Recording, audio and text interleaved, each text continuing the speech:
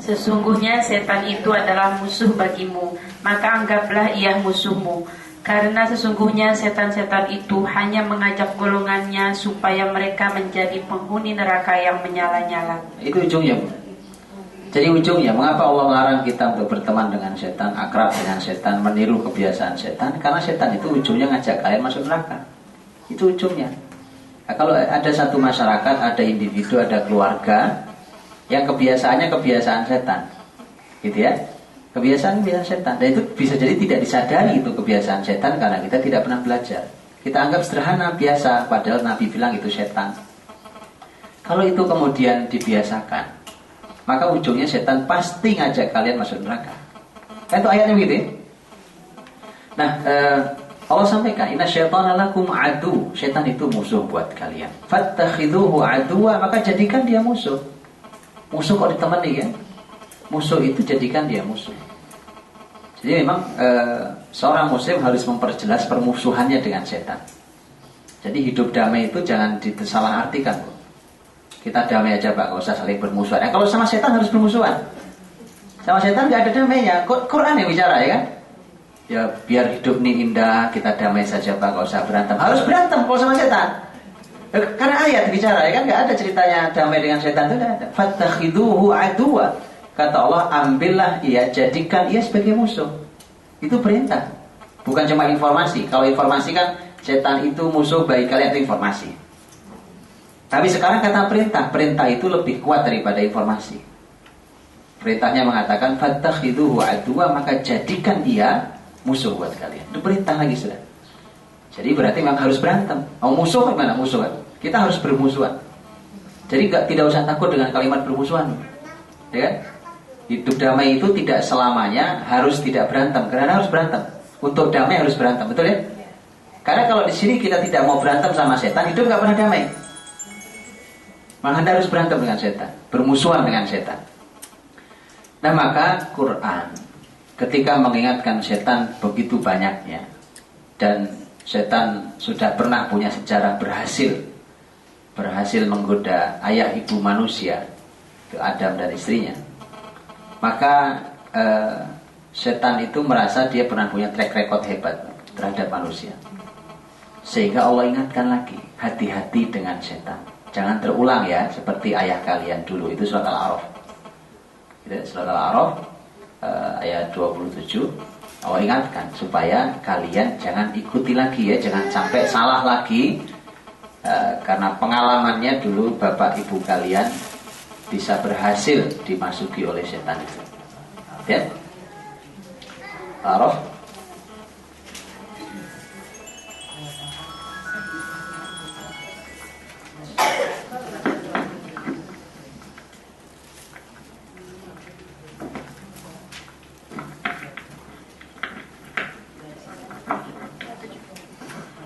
Wahai anak cucu Adam, janganlah sampai kamu tertipu oleh setan sebagaimana halnya dia setan telah mengeluarkan ibu bapakmu dari surga dengan menanggalkan pakaian keduanya untuk memperlihatkan aurat keduanya. Sesungguhnya dia dan pengikutnya dapat melihat kamu dari suatu tempat yang kamu tidak bisa melihat mereka. Sesungguhnya kami telah menjadikan setan-setan itu pemimpin bagi orang-orang yang tidak beriman. Iya kan, Allah ingatkan, ini sudah pernah kejadian dulu pada ayah ibu kalian, Adam dan Hawa. Kalian jangan mengulangi lagi kesalahan itu. Jangan sampai setan berhasil lagi menfitnah kalian, berhasil menelanjangi kalian. Karena dulu bapak ibu kalian berhasil ditelanjangi oleh setan di surga sana ya.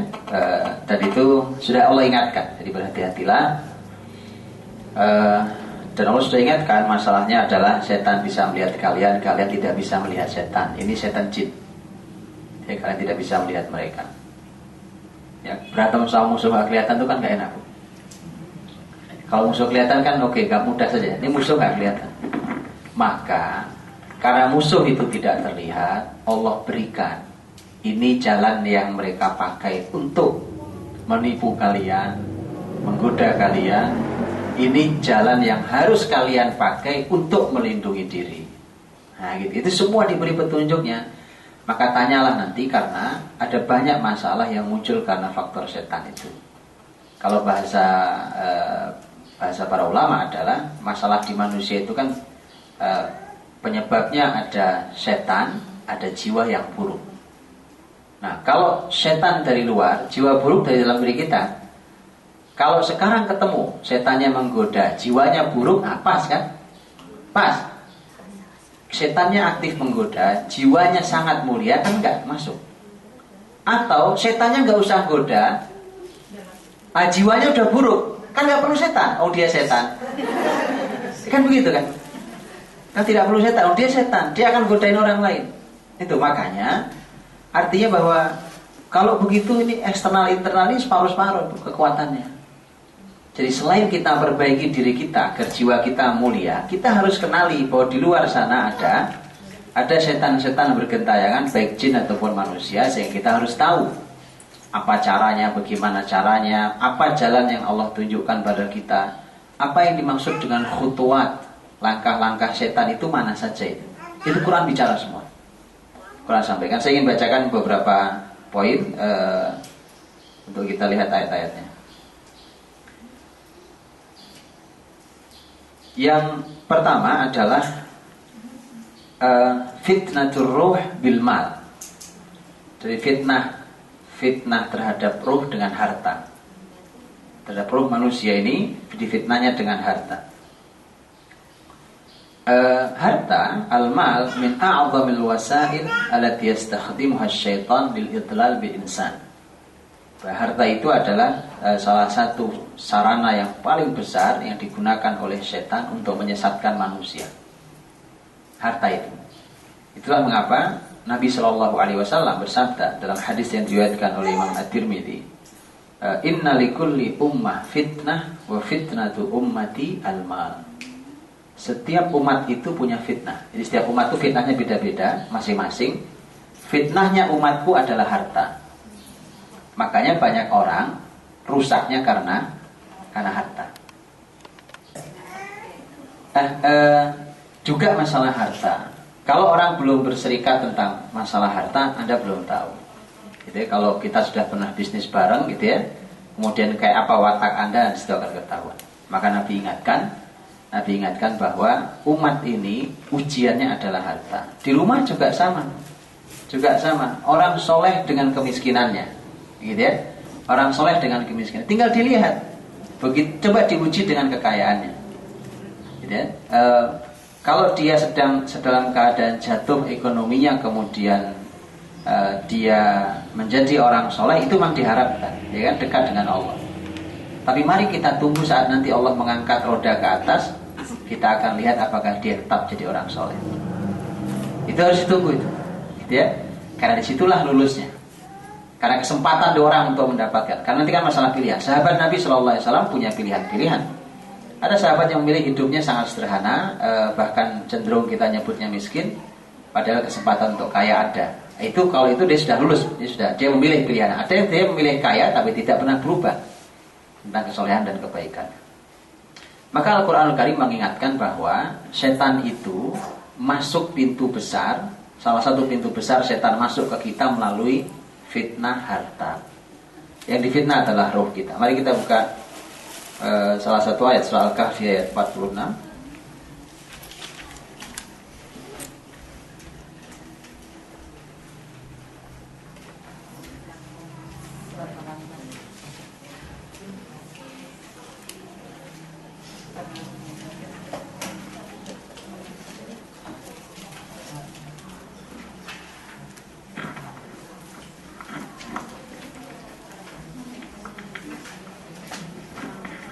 Harta dan anak-anak adalah perhiasan kehidupan dunia, tetapi amalan-amalan yang kekal lagi soleh adalah lebih baik pahalanya di sisi Tuhanmu, serta lebih baik untuk menjadi harapan.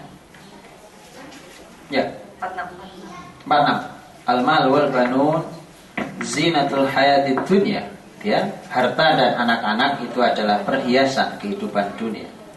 Wal baqiyatus salihatu khairun 'inda rabbika thawaba wa khairun amala. Tetapi amalan-amalan yang soleh, amalan-amalan yang soleh, yang kekal dan soleh itu lebih baik di sisi Tuhanmu, sebagai pahala dan juga sebagai harapan kalian. Nah, jadi sebenarnya Allah sampaikan memang harta dan anak itu menjadi perhiasan. Kalau perhiasan itu hidup jadi indah, karena ada hiasannya, menjadi lebih indah, terasa hidup lebih mahal karena ada hiasannya. Tetapi Allah ingatkan bahwa buat orang beriman, al-baqiyat as-solihat. Al-baqiyat itu artinya yang kekal. Tafsirnya adalah amal-amal yang kekal abadi nantinya, kebaikannya yang baik, maka itu yang lebih baik di sisi Tuhanmu untuk kalian. Jadi itu kita diingatkan, harus diingatkan betul bahwa hati-hati dengan perbandingan antara harta, anak dengan amal soleh kita. Harta itu menjadi fitnah, baik saat besar atau saat kecil atau tidak ada. Jadi sama saja, Bu.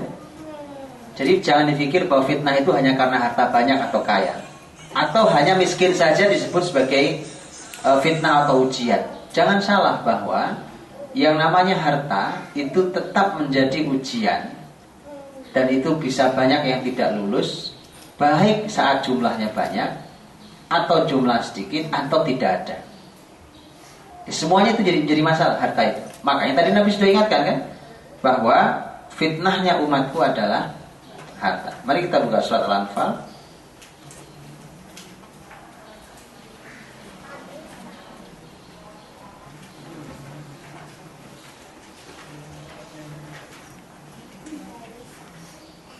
Al-Anfal ayat 28.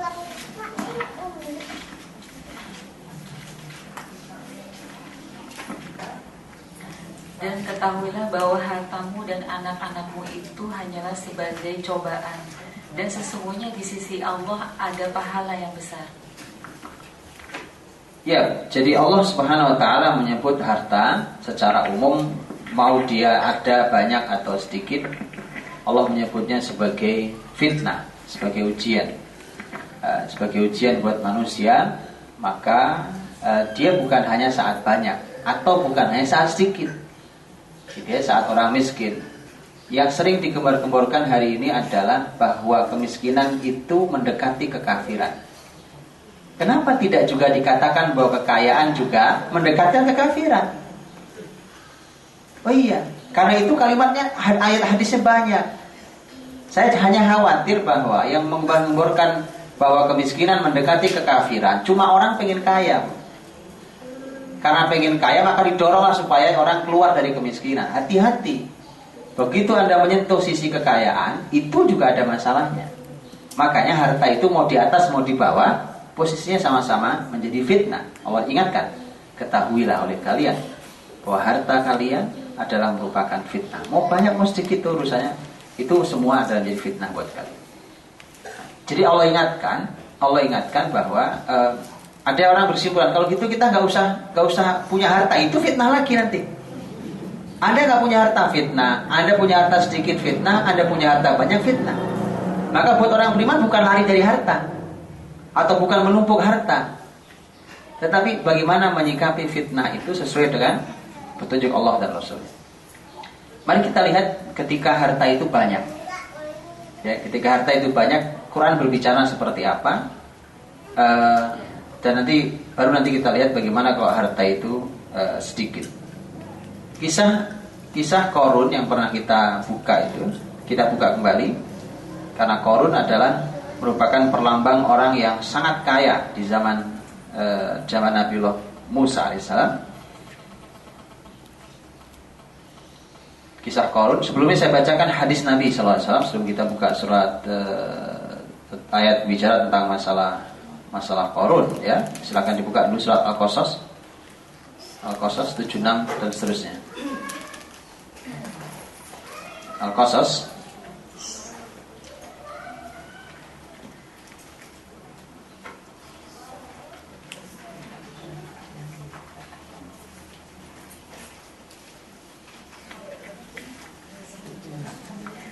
Sesungguhnya Qarun termasuk kaum Musa, tetapi dia berlaku zolim terhadap mereka, dan kami telah menganugerahkan kepadanya perbendaharaan perbendaraan harta yang kunci-kuncinya sungguh berat dipikul oleh sejumlah orang-orang yang kuat. Ingatlah ketika kaumnya berkata kepadanya, janganlah engkau terlalu bangga, sungguh Allah tidak menyukai orang yang membanggakan diri.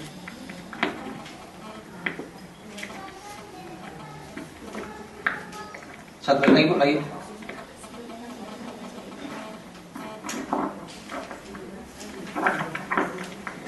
Dan carilah pahala negeri akhirat dengan apa yang telah dianugerahkan Allah kepadamu. Tetapi janganlah kamu lupakan bagianmu di dunia, dan berbuat baiklah kepada orang lain sebagaimana Allah telah berbuat baik kepadamu. Dan janganlah engkau berbuat kerusakan di bumi. Sungguh Allah tidak menyukai orang-orang yang berbuat kerusakan. Lanjut 78.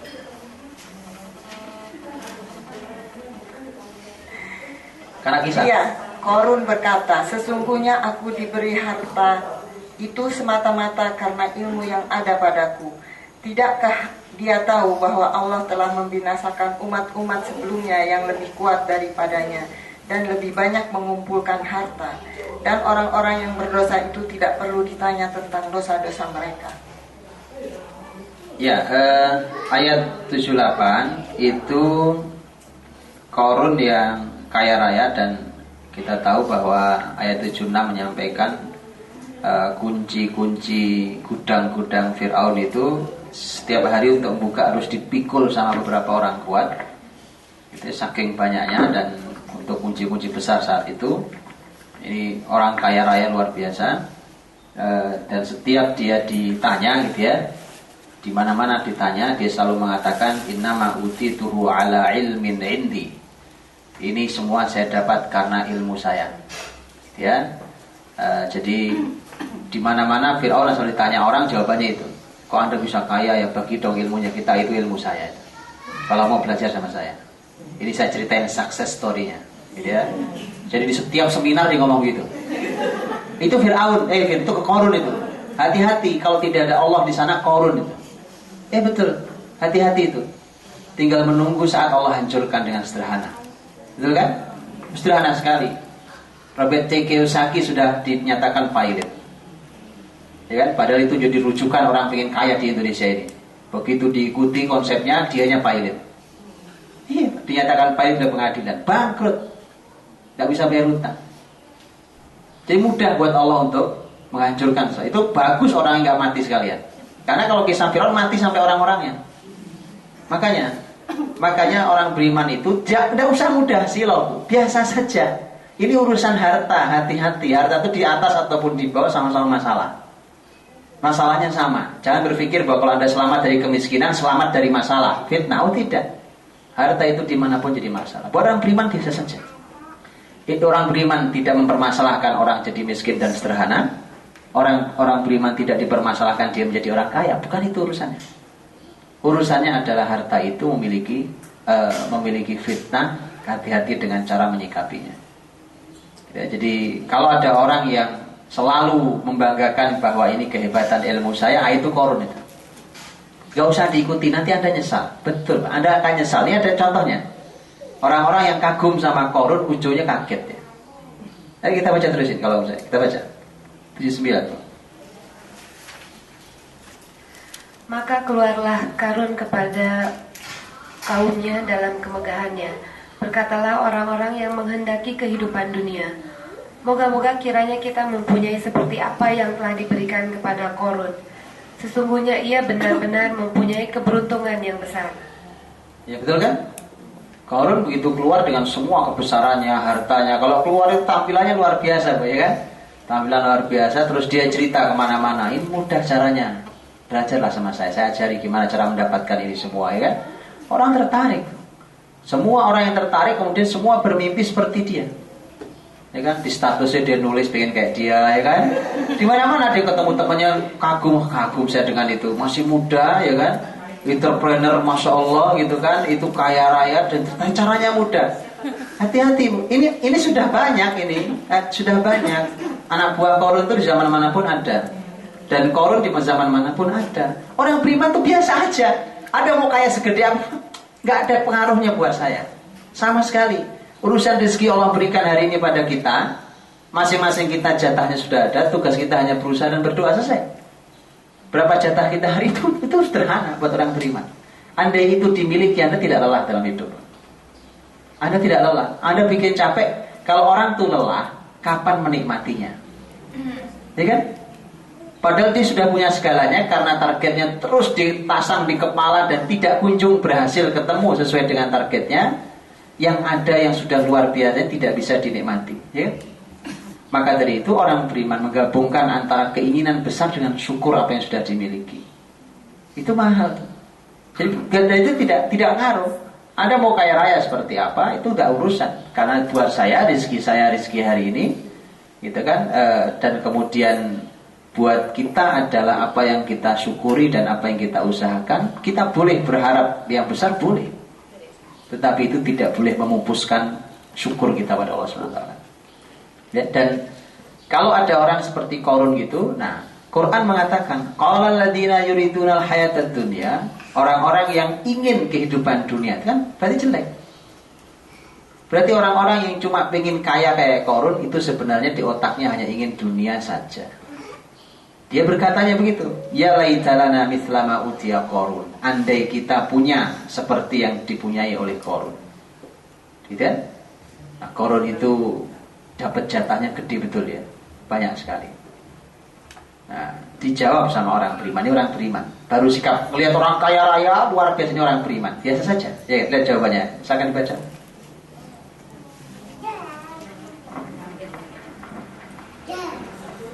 Tetapi orang-orang yang dianugerahi ilmu berkata, celakalah kamu. Ketahuilah, pahala Allah lebih baik bagi orang-orang yang beriman dan mengerjakan kebajikan. Dan pahala yang besar itu hanya diperoleh oleh orang-orang yang sabar. Harus jawab orang beriman biasa aja, begitu aja, ya kan? Celaka kalian kalau harapan kalian dunia salah besar, ya kan? Buat kami berharap pahala atas amal-amal kami sisi Allah itu jauh lebih besar dari dunia yang dimiliki Qarun. Itu orang beriman, orientasinya akhirat, ya kan? Dan itu perlu kesabaran, perlu orang-orang sabar untuk bisa mendapatkan semua janji Allah itu. Nah, ini Allah tunjukkan sekarang ayat 81. Allah tunjukkan Allah SWT ingin sampaikan bahwa dunia yang dimiliki oleh Qarun atau siapapun itu mudah buat Allah untuk menghancurkan kapan saja. Dunia akan terkejut dengan itu. Silakan dibaca 81.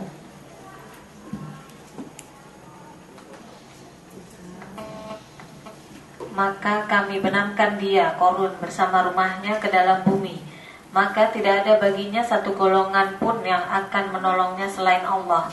Dan dia tidak termasuk orang-orang yang dapat membela diri. Ya kan? Makanya kalau kita nemu harta di bawah tanah namanya harta karun. Ya. Karunnya nggak di sini, ya. Ya, karun. Ya, jadi kalau orang gali tanah nemu harta, karena karun dan harta nyungsep semua ke dalam tanah, ya kan? Semua tenggelam Allah lenyapkan ke dalam bumi semua. Semua gudang berikut harta besarnya itu ambles bumi, tutup habis. Ya. Makanya saya katakan hari ini masih lumayan tuh orang enggak sekalian orang yang mati, ya kan? Masih lumayan dia pilot, mudah-mudahan dapat hidayah gitu ya. Jadi kalau Qarun mati sampai orang-orangnya dengan semua kesombongan itu. Jadi Allah mudah membenamkan orang dengan semua kesombongan hartanya. Tidak usah nunggu esok, hari ini pun Allah bisa lakukan. Ya. Nah, disitulah kemudian ayat 82 menyampaikan, ya kan? Ini bisa dibaca bagaimana penyesalan 82. Dan orang-orang yang kemarin mengangan-angankan kedudukan Qarun itu berkata, aduhai, benarlah kiranya Allah yang melapangkan rezeki bagi siapa yang dia kehendaki di antara hamba-hambanya, dan membatasi bagi siapa yang dia kehendaki di antara hamba-hambanya. Sekiranya Allah tidak melimpahkan karunia-Nya pada kita, tentu dia telah membenamkan kita pula. Aduhai, benarlah kiranya tidak akan beruntung orang-orang yang mengingkari nikmat Allah. Nah, ini kemarin kagum sama Qarun. Itu melihat Qarun mati, dia bilang, oh benar ya, sudahlah, rezeki itu memang ada jatahnya masing-masing. Itu orang beriman. Orang berusaha silahkan, ya kan? Orang berdoa silahkan, maksimal silahkan. Tapi hari ini yang ada harus sudah bisa dinikmati, disyukuri. Harus sudah bisa. Makanya kalau kemudian orang menunggu untuk syukur bisa seperti Qarun dulu baru bisa syukur, baru bisa beramal soleh. Ya, untuk baru saya insya Allah Pak akan bersedekah banyak kalau goal proyek saya. Anda untuk bersedekah nggak perlu goal proyek, gitu kan? Iya, Anda bisa beramal soleh kapanpun. Karena waktu goal proyek belum tentu Anda ingat tuh janji, ya kan? Belum itu tuh ingat. Nah makanya sudahlah, rezeki itu jatahnya beda-beda. Lihat, Allah yang berkehendak. Wa ka'anna Allah yabsutur rizqa liman yasha'u min ibadihi wa yaqdir. Allah melapangkan rezeki hambanya, sebagian Allah persempit. Itu sudah, itu takdir masing-masing. Gitu kan? Belum kemudian dia kemudian takut, andai kita kayak Qarun, jangan-jangan kita tenggelam juga kayak Qarun. Gitu. Masa kita harus mengambil pelajaran setelah tenggelam, kan nggak perlu, ya kan? Silakan diambil pelajaran itu. Dan begitulah harta. Saat dalam jumlah yang banyak, dan bahkan bisa membuat orang lain silau, maka itu harus sangat berhati-hati. Karena ketika yang muncul adalah Qarun, kemudian muncul orang-orang yang mulai tergoda oleh seperti itu, jangan sampai Allah munculkan azabnya di dunia, ya. Kemudian nanti penyesalan bagi semua yang ingin seperti Qarun. Dan ditutup ayat 83-nya. Negeri akhirat itu kami jadikan untuk orang-orang yang tidak ingin menyombongkan diri dari berbuat kerusakan di muka bumi. Dan kesudahan yang baik itu adalah bagi orang-orang yang bertakwa. Iya begitu. Orang beriman isi kepalanya adalah akhirat. Itulah yang besar. Buat kita memandang dunia ini, kita mengukurnya mudah. Saat orang dalam keadaan sempit rezekinya, dia akan melihat bahwa janji kebahagiaan dan kebesaran kekayaan semua di akhirat nanti. Bagi mereka yang kaya raya, itu maka dia tahu bahwa ini tidak ada apa-apanya dibandingkan nanti kenikmatan yang tidak boleh hilang di akhirat. Kenikmatan saya hanya karena saya punya harta di dunia yang banyak ini. Buat orang beriman selalu adanya di akhirat sana. Nah, sehingga dia tidak mudah silau dengan dunia. Apa muncul sedikit silau. Jangankan uang seperti Qarun yang uangnya bergudang-gudang, gitu ya. Kan lihat lewat iklan aja kita tergoda. Mari kita benahi cara berpikir kita tentang masalah harta. Ya, orang-orang beriman itu di kepalanya bukan urusan dunia. Di kepalanya adalah bagaimana dia nanti jatahnya di akhirat, dan di dunia ini akan mudah dilewatinya. Karena orang-orang yang berpikir jauh ke akhirat, dia akan melewati masalah harta di dunia itu dengan sederhana. Tapi orang yang memang hanya dunia di kepalanya, maka akan sangat sulit fluktuasi harta yang sedang dia lewati, kan? Harga bawang naik, panik, ya kan? Apalagi sedang turun ekonomi, panik lagi. Orang panik semua itu. Kenapa? Karena itu. Kan? Nah, maka ini menjadi PR besar buat kita, bagaimana orang-orang beriman membangun dirinya dalam bersikap terhadap harta. Baik. Masih itu contoh tentang Qarun. Setan itu masuk juga melalui orang-orang kayak Qarun. Ya kan? Dia masuk melalui orang kayak Qarun. Begitu masuk melalui orang kayak Qarun, maka dia sebarkan kesombongan itu. Kemudian setelah itu orang pada ingin seperti dia, dan disitulah kemudian akan muncul orang beriman dan bukan orang beriman. Nah, kemudian setan tak hanya muncul dari orang-orang kaya seperti Qarun, tapi juga kita bisa membuka umpamanya di dalam surah Al-Baqarah ayat 278.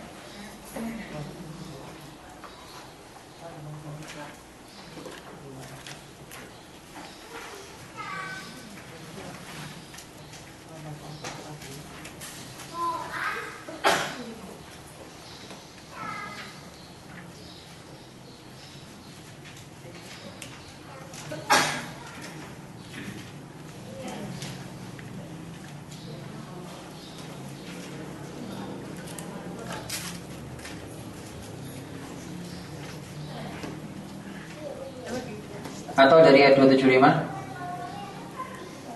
Ayat 275 ya. Silakan baca.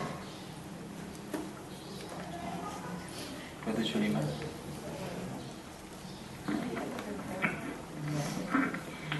Orang-orang yang memakan riba tidak dapat berdiri melainkan seperti berdirinya orang yang kemasukan setan karena gila. Yang demikian itu karena mereka berkata bahwa jual beli itu sama dengan riba, padahal Allah telah menghalalkan jual beli dan mengharamkan riba. Siapa yang mendapat peringatan dari Tuhannya lalu dia berhenti, maka apa yang telah diperolehnya dahulu menjadi miliknya, dan urusannya terserah kepada Allah. Siapa yang mengulang, maka mereka itu penghuni neraka, mereka kekal di dalamnya. Jadi riba itu sederhana atau tidak sederhana? Tapi kan sederhana bagi kita hari ini kan? Hah? Enggak, ini ayat ini sederhana atau tidak sederhana? Coba baca 278. 278, 279.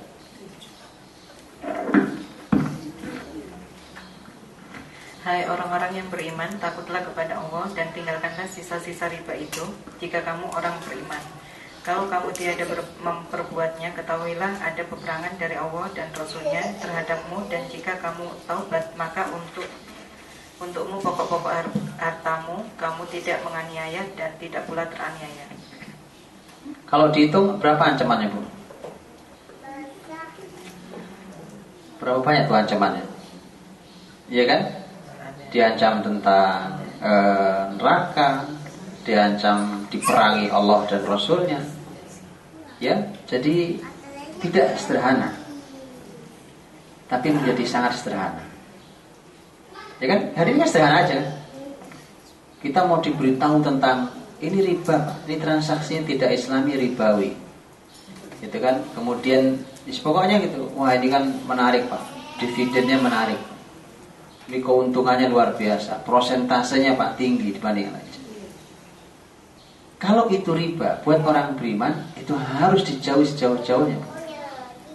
Jadi karena riba itu dosanya luar biasa. Bahkan dalam sebuah riwayat disebutkan dosanya lebih besar dari zina. Zina kita hindari, tapi riba kita ambil. Mana ceritanya?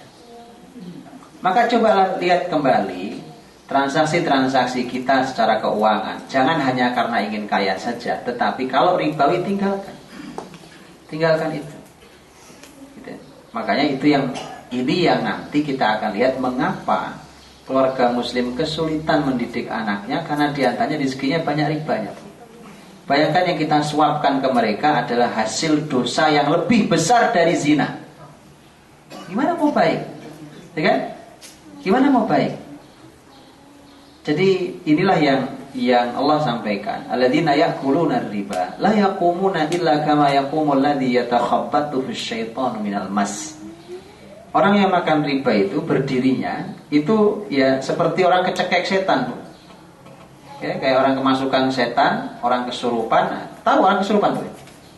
Kalau berdiri gimana? Orang kesurupan terus berdiri. Tahu? Gimana? Oh dia oleng. Kalau kadang-kadang dia ada yang bukan oleng, Bu. Dia jalannya lurus kayak robot, ya kan? Pandangannya nggak jelas. Ada yang jatuh Itu adalah perjalanan kehidupan orang-orang yang mengambil riba. Yang oleng, yang kaku, yang nggak jelas, itu nanti di akhirat sebenarnya. Ya, maka di dunia itu sudah bisa dirasakan imbasnya itu. Mengapa sampai mereka dihukum Allah dalam kehidupannya menjadi oleng begitu rumah tangganya, oleng masyarakatnya? Kan sekarang ekonomi oleng itu kan karena riba. Dunia ini oleng karena riba. Karena mereka mengatakan, ini kalimatnya, dzalika bi annahum qalu, karena mereka berkata, innamal bai'u mithlur riba. Kan jual beli itu sama, Pak, sama riba. Kalau saya ini uang, ya kan? Kemudian saya pinjam uang untuk beli TV, itu banyak kan? Atau untuk beli kendaraan. Ya sudah kan sama, Pak. Harganya 1 juta, dipinjemin ke saya uangnya, saya kembalikan 1.500.000. Itu riba dalam Islam. Atau orang ini bilang dia ke saya menjualnya TV, dia beli TV 1 juta, saya bayari 1.500.000, kan sama untuk 1.500.000 juga. Jadi sebenarnya sama, bedanya di mana?